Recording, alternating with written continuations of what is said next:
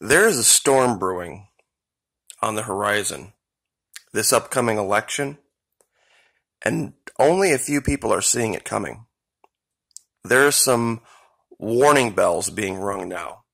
People are starting to throw up flags that we could see something that we've never seen before in this country. Now, the map that you're looking at is a basic electoral map of general predictions as to how things might go. Some states, of course, the dark blue are in the bag for the D side. The ones in the red, of course, for the R.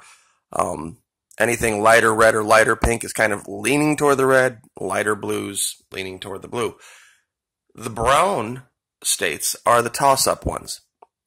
Nebraska and Maine specifically have the ability to do what they call split electors, meaning that they can send electors that can vote like they're supposed to any way they see fit, based on how the election goes. But what they're not seeing coming is what happened in Iowa.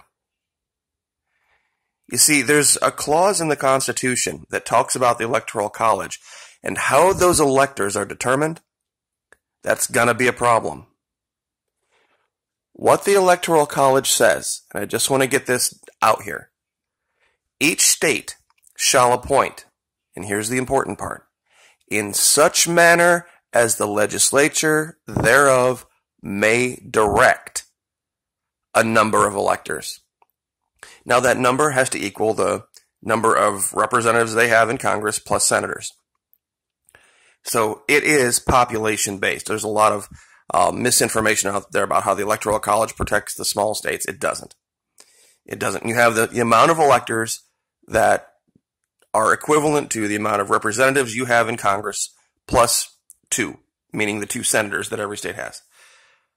But that part, in such manner as the legislature thereof may direct.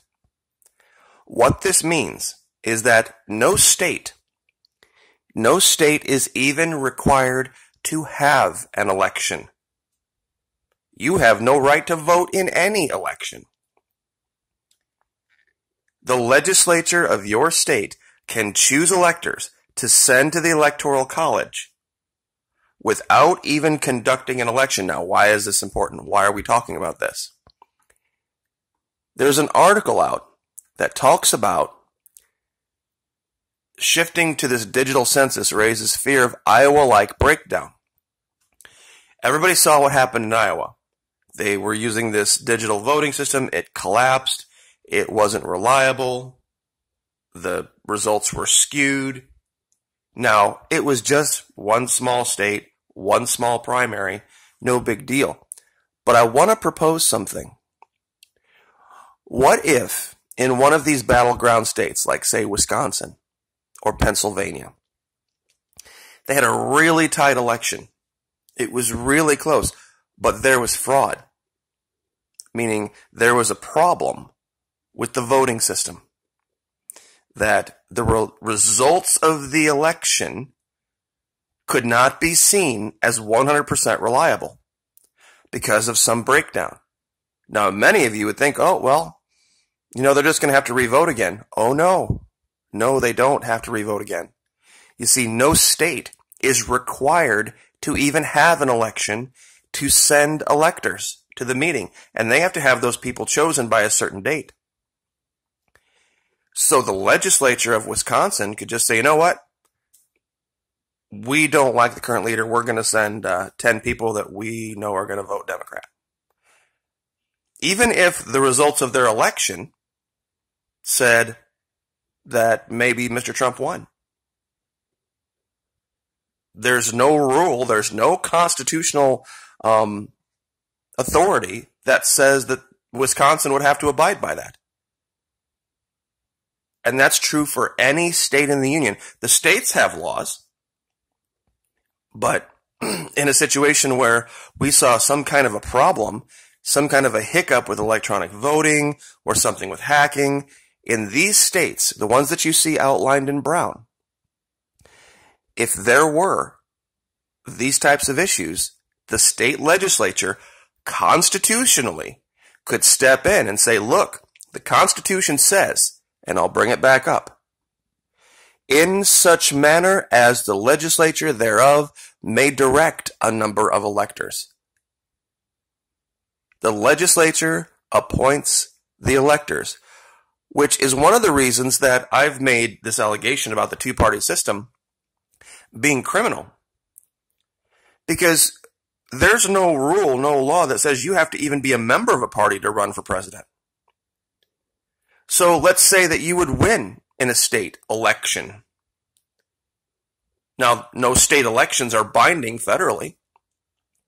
The legislatures can send whomever they want for whatever reason they want. They could say, well, we just had a hiccup in voting. We're going to send these guys. See, there was a time when the electors were not assigned to parties. That's why this map is a little misleading. There really, constitutionally, is no such thing as a Republican elector, quote, quote, or a Democrat elector, quote, quote. There are just electors. Prior to 1950, they were not assigned to parties. This idea of states codifying the idea that the electors have to vote in line with how the election in their state went is a very new, unconstitutional idea. The elections, the state elections, were guidelines. They weren't binding. What you see on Fox and CNN and MSNBC on election night is dog and pony and completely unconstitutional. And there's going to be a bunch of people out there, you mark my words, that used to march around back 2009, 2010, wave the Constitution in the air, the Tea Party people. If something like this would happen, they would lose their minds. If their state, like say North Carolina, if there was a problem with the election and they came out and it showed that maybe Trump had won by 50,000 votes or 60,000 votes, and the state legislature said, you know what? Yeah, no, sorry. We just don't think that those results are reliable, so we're going to send, just like the Constitution says, the electors that we feel are appropriate to send. And see if they vote blue. Now, I just picked that out as an example. That could happen in Pennsylvania. That could happen in Florida. That could happen anywhere. And there wouldn't be a thing the people of the state could do about it, because that's constitutional. I'll say it a third time. The electors are controlled by the state legislature, not the results of some election. They can send whoever they want. And if there is a problem, you mark my words, it will fall to those state legislatures to choose the next president. And if nobody gets 270, it goes to the House anyway, in a simple majority vote. The problem with this, I brought this image up because this RD paradigm that I have been harping on for so long, it's why down below the video you can see the t-shirt that says devoted to these election night results, no R, no D. This particular game right here is a psyop. Thomas Jefferson, a democracy is nothing more than mob rule where 51% can take away the rights of the other 49%. Really? Really? Okay, so then you would assume if the D and the R were two separate parties, the first time the R or the D would win respectively, they would just outlaw the other party in a simple majority vote. We're going to make it criminal to be either, say the Republicans win, we're going to make it criminal to be a Democrat. In fact, we're going to outlaw the Democratic Party. You see, it assumes that in any voting, there are only two choices. There's always more than two choices. I don't care what topic you bring up.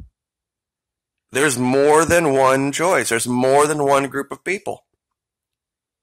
Which is why I've made the allegation the D and the R are not two groups of people. They're one.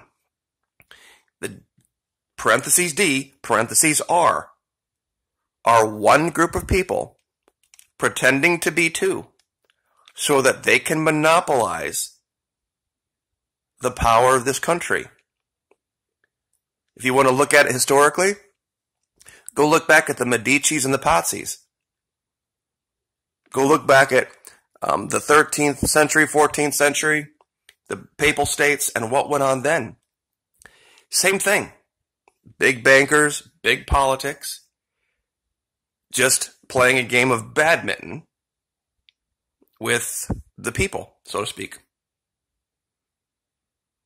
See, before you go marching around waving a constitution, maybe open it up and read it. Because your voting, your grassroots this and grassroots that, truly means nothing.